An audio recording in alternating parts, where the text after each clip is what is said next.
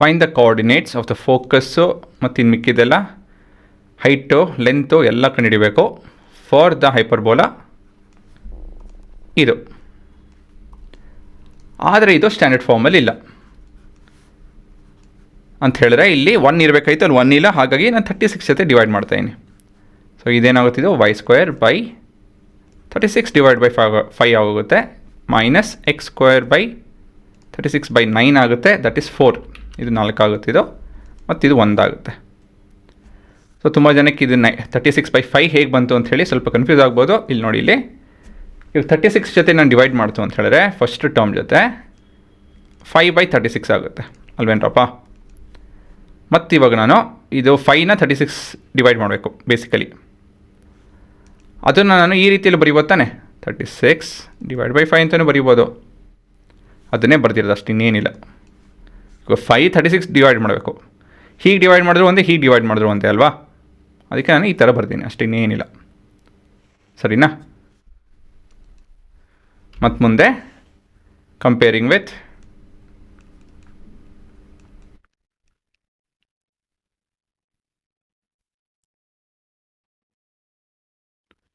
Standard form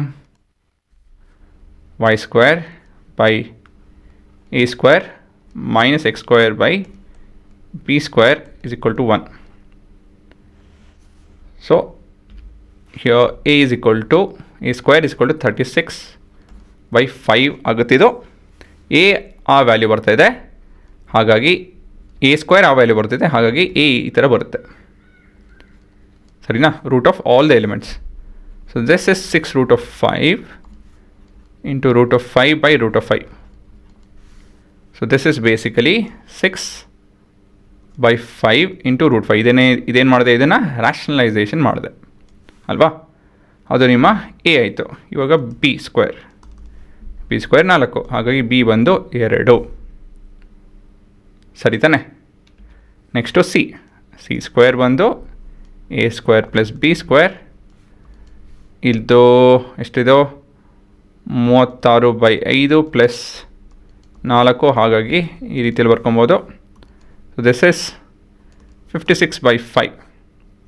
so c² is 56/5, c ಬಂದು root ಆಗುತ್ತೆ.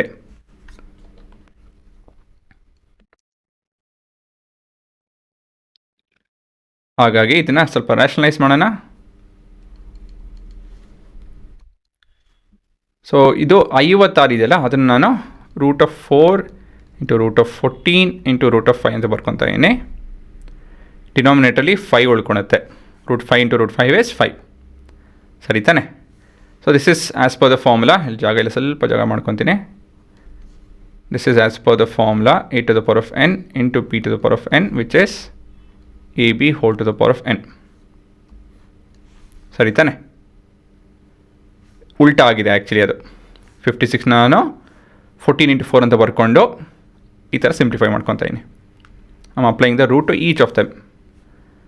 So ಇದು ಸ್ವಲ್ಪ ಸಿಂಪ್ಲಿಫೈ ಮಾಡ್ತು ಅಂತ ಹೇಳಿದ್ರೆ ಎಷ್ಟು ಬರುತ್ತಿದೋ, ಇದು 2 ಬರುತ್ತೆ, ಇದು 5, ಇದು ಇವೆರಡು ಸೇಮ್ ಪವರ್ ಇದೆ, ಬೇಸ್ ನಾನು ಮಲ್ಟಿಪ್ಲೈ ಮಾಡಬೇಕು. ಸೊ 70 ಆಗುತ್ತೆ. ಸೊ ನಿಮ್ಮ ಸಿ ವ್ಯಾಲ್ಯೂ ಸಿಕ್ತು. ಇನ್ನೇನಿದ್ರೂ you just have to write all this solution. ಹಾಂ, ನಮ್ಮ hyperbola its along y axis, ಹಾಗಾಗಿ this is 0, plus or minus c. So 0 plus or minus 2 root of 70/5 ಹಾಕ್ಕೊಳತ್ತಿದ್ದು. ಮತ್ತು ಮುಂದೆ ಇದು 0 plus or minus a. So this is 0 plus or minus 6 root of 5/5 ಆಗುತ್ತಿದ್ದು.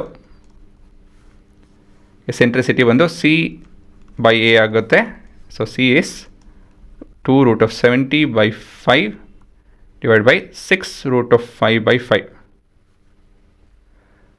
So this is 2/5 into root of 70 into 5/6 root of 5 ಅಲ್ವಾ. So 5 cut ಆಗುತ್ತೆ, 1s 3s, root 5 ಮತ್ತು root 70 cancel ಮಾಡ್ಕೊಬೋದು. So this is 1/3 into root of 14. So ಇದು power same ಇದೆ, ಬೇಸ್ನ ನಾನು divide ಮಾಡ್ಬೋದು. a to the power of n by b to the power of n is a by b whole to the power of n. So ಇದೆ ನಿಮ್ಮ formula. Length of lattice rectum ಬಂದು 2b² a. So this is 2 times of b. ಇಲ್ಲಿ ಬಂದು ಏನು ಬರುತ್ತೆ ಇಲ್ಲಿ B 4 ಅಲ್ವಾ, divided by A value ನಾನು ಇದನ್ನು ಬರ್ಕೊತೀನಿ, ಯಾವುದು ಅನ್ರ್ಯಾಷನಲೈಸ್ನ 6/√5 ಬರ್ಕೊತಾ ಇದೀನಿ. ಸೊ ಡಿವೈಡ್ ಬೈ 6/√5 ಏನಕ್ಕೆ ಅಂತ ಹೇಳಿ ನೋಡ್ತೀನಿ ನೋಡಿ. ಏನಕ್ಕೆ ಅಂತ ಹೇಳಿದ್ರೆ ಇಲ್ಲಿ ಇವಾಗ ಇದು ಬದಲಾಗುತ್ತೆ ಈ ಥರ. So 8 × √5/6. So this is 2 4s are 2 3s are. So 4√5/3 units ಅಲ್ವಾ. ನಾವು ರ್ಯಾಷನಲೈಸ್ ಮಾಡಿ ತೊಗೊಂಡಿತ್ತು ಅಂತ ಹೇಳಿದ್ರೆ ತಿರ್ಗಾ ರ್ಯಾಷನಲೈಸ್ ಮಾಡಬೇಕಾಯಿತು ಹತ್ತಲ್ಲಿ ನಾವು. ಸೊ ನೀವು ಹೇಗೆ ಅನ್ಸುತ್ತೋ ಆ ಥರ ಮಾಡಿ ನಿಮ್ಗೆ ಗೊತ್ತಾಗುತ್ತೆ ಏನಕ್ಕೆ ಈ ಥರ ಮಾಡಿದ್ದೀನಿ ಅಂಥೇಳಿ,